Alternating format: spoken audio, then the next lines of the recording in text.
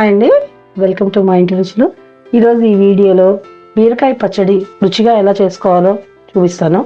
దానికి కావాల్సిన పదార్థాలు: బీరకాయలు ఒక 1/2 కేజీ, పోపు గింజలు, పచ్చిమిర్చి, చింతపండు, చివరికి రుచి కోసం కొత్తిమీర, ఉప్పు.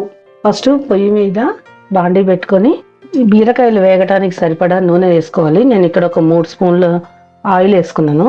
దానిలోకి మొదలు కొంచెం మెంతులు వేసుకోవాలి. ఏ పచ్చడికైనా మెంతులు చాలా రుచిగా ఉంటాయండి. ఒక 1/2 స్పూన్ మెంతులు వేసుకొని అవి వేగిన తర్వాత దానిలో కొంచెం ఇంగువ వేసుకోవాలి.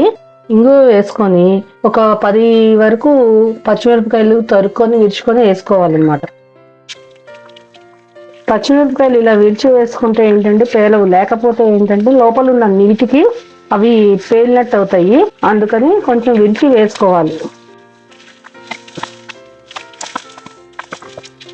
ఇలా వేగిన తర్వాత వాటిని ఒక చిన్న గిన్నెలోకి తీసుకొని పక్కన పెట్టుకుందాము.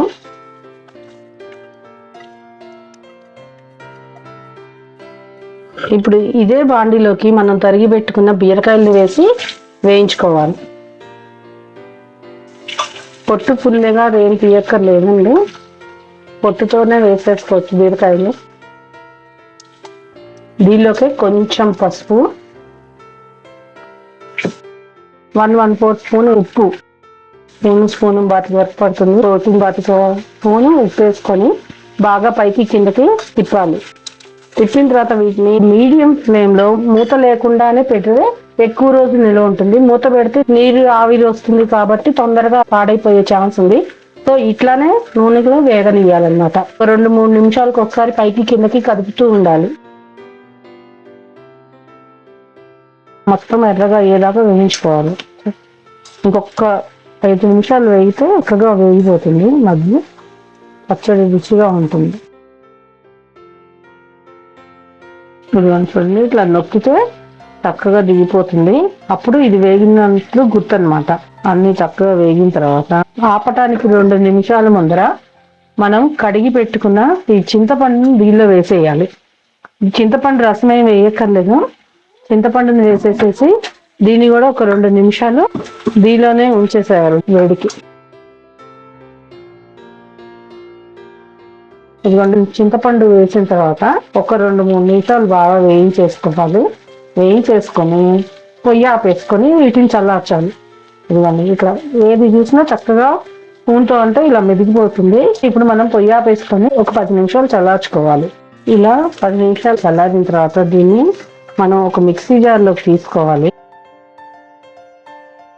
వేయించుకున్న బీరకాయలు, చింతపండు, వేయించి పక్కన పెట్టుకున్న ఈ పచ్చిమిరపకాయలు కలిపేసేసి మెంతులతో సహా మిక్సీ వేసుకోవాలి. బాగా పేస్ట్ గా వేసుకుంటే దోశలకి వాటికి బాగుంటుంది. పచ్చాగా చేసుకుంటే అన్నంలోకి చాలా రుచిగా ఉంటుంది. మిక్సీ వేసుకున్న తర్వాత ఇలా వస్తుంది. మిక్సీ గిన్నె నుంచి ఒక చిన్న గిన్నెలోకి తీసుకున్నాం.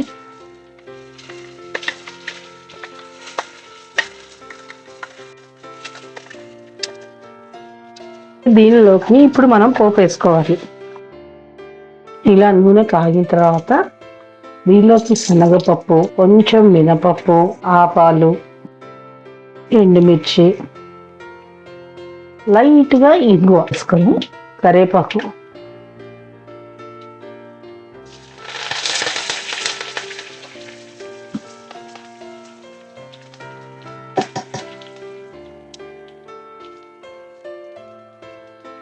వేసేసి దూరగా వేగిన తర్వాత పోపు దీనిలోకి వేసుకోవటం.